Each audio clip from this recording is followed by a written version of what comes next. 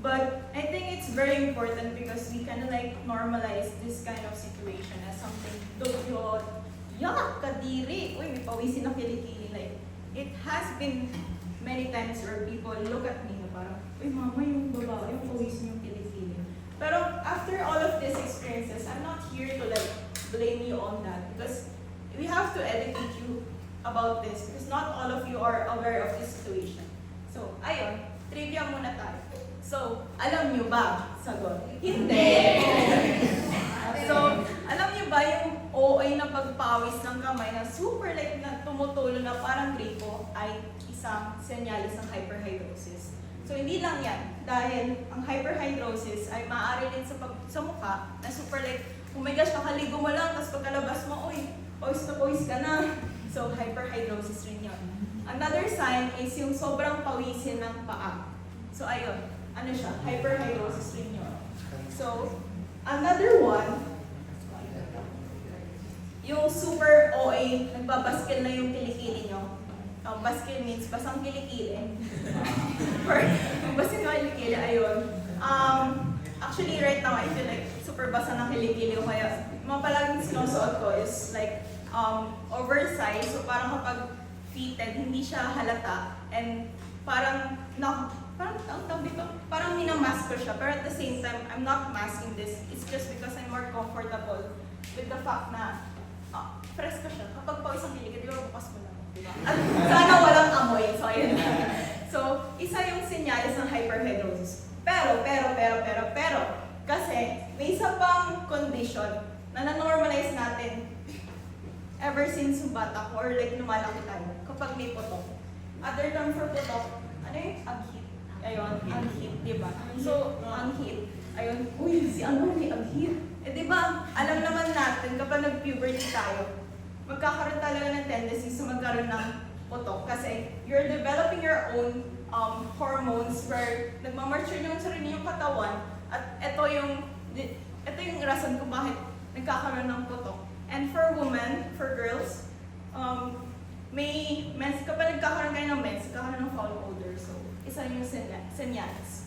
So, ang tawag doon ay bromhidrosis. If you're aware of that situation, kahit ilang kuskus mo pa sa kilikili mo yan, at sa ano, like, magliligo ka na isang araw, like 3 beses, or like, magpapalit ka na ilang beses sa isang araw, hindi siya matatanggal. So, may question ako, kasi may ganyan din ako, pero hindi ako nag-sweat. Yan din ba tawag?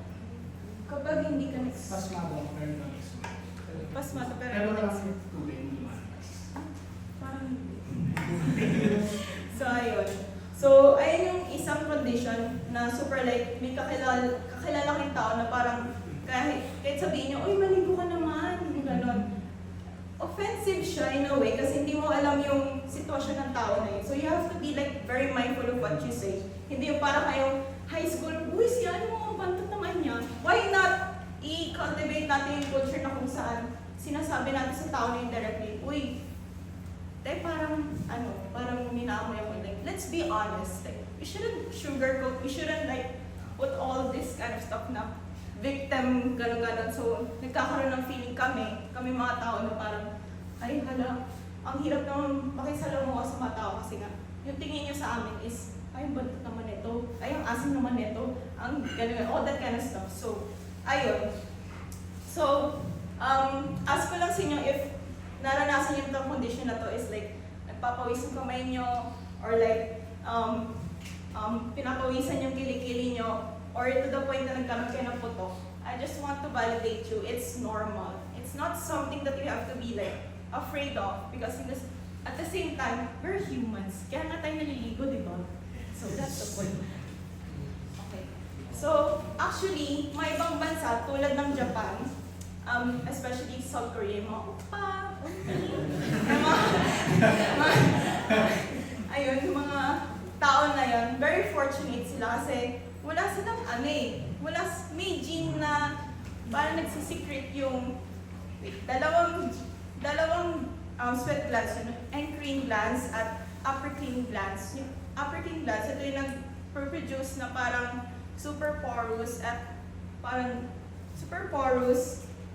odorous substance na kung saan located siya sa mga kilikili at saka sa mga singit. So, kinokontrol to ng ABCC11 gene. So, pwede siya i-check out na lang kung ano yung niya. I-check out. I-search nyo na lang. So, as far as I know, kung pupunta kayo sa Japan or Korea, walang masyadong deodorants kasi nga, because of that situation. And then, apparently, sa Africa at Europeans din, pero it's like just 2% and 3%. Pero sa East Asia, 80 to 95%. Paano naman tayo, nasa Pilipinas, napakainit, walang aircon, walang maayos transportation. So, paano yun? Hindi naman lahat ng klase dito sa UP ay may aircon, di ba? So, ano gagawin namin? Ano gagawin nyo? O di ba, pagkalabas nyo, di ba, ng dorm, syempre, kailangan natin mabango. Kailangan mabango palagi. Kasi ayaw natin mahusgan tayo na, uy, yung bantot nito. Woo! Di ba? Like, ayaw natin masabihin ng mga tao na, ang bantot nito, gento. Pero, what if we stop stigmatizing kadugyutan at kalinisan as something that would define that person? Bakit? Porket mabantot ako nung araw na yun, mabantot ako forever. Hello, naliligo ako, no? I'm just thankful na very safe tong space na to, kaya share ko tong hyperhidrosis. Pero in reality, when we go outside of this, I hope you guys be like a safe space for everyone, especially to hyperhidrosis people. And then yung mga, mas kawawa yung mga taong may putok na asing kahit anong beses silang naliligo, nagpapalit ng damit. Meron nga rin yan sa mga sa mga babae, like kapag sa mga puke nila, ayan, mamabantot, especially pag may menstruation, hindi nila nakakontrol kasi ayun na physiological nila. So it's something that we cannot control, but we can control how we feel towards that person. It's not just because, at saka I feel like kulang rin ng representation in reality. Like, we honor people with burn scars, we honor people with disability, we honor people with gender, mabakla, o bading din pa ako. So all of that kind of stereotypes, it shouldn't shape us for what the society tells us. But because in reality, ang dami na natin pinagdadaanan, tapos hinuhusgahan pa natin isa't isa. Uy, ito, ano naman ito, yung buhok niya, ang pangit. So, nandito tayo para mag-aral, hindi mahusga ng tao. So, ayun, how does I live with it? First, isa akong condition, ayun, I just accept it. And I have learned to accept people as someone na I'm open to. Pero syempre, nandun pa rin yung boundaries sa parang, they will judge me, and they will judge me. Well, in fact, they will judge me. So, nandun yung thought na yun. Pero at the same time, I think there are people who will accept you for who you are, despite your gender, despite your condition, despite your different able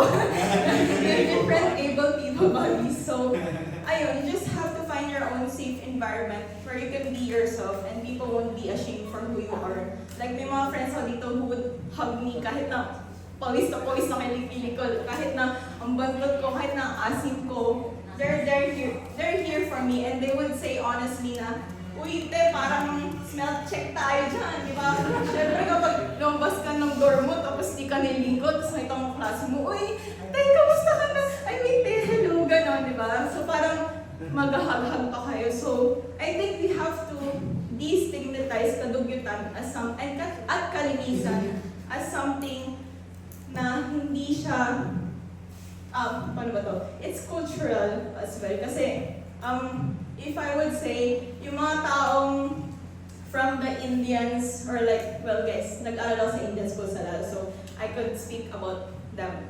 So, dahil sa mga food na kinakain nila, it really does have an effect on their body. So, kung ano na secret ng sweat nila, ito yung amoy na makaamoy nyo. Pero not all of them have those smell. And all of our smell, kaya nga tayo nagpapabango kasi nga gusto natin maging mabango, di ba? Kaya nga tayo naliligo kasi gusto natin maging malinis. Pero it's that time that Sa religion, kaya nga tayo nagpapabaptize. Baptize. Kasi kailangan natin mag-i-cleanse yung spirit natin dahil may original sin tayo. So, all of those notion na yun ay isang conceptual, parang socially constructed. And kung ano man yung condition nyo, kung ano man yung hindi yung sinasabi sa mga kaibigan nyo, I hope you find a safe space for you to share it. Dahil at the end of the day, it's not all people who would appreciate you. It's the people who are close with you, who will love you wholeheartedly for who you are, and not for what other people tells you to do. So ayun. So what if wala akong hyperhidrosis? Eh di sana masaya mag-hug. Eh di sana may fantasy na mag-holding hands. Charis ko lang. Okay lang naman. Ilagay lang yung panyo sa kamay. So all that kind of stuff. But yung reality kasi sa hyperhidrosis, hindi siya curable. So if you would look at it, yung underarm sweat reduction, 45,000 pesos. Dalawang sem na natin yun sa UP. So imagine mo yun, after 4 to 6 months, kailangan ko magganyan, wala akong ganyang pera.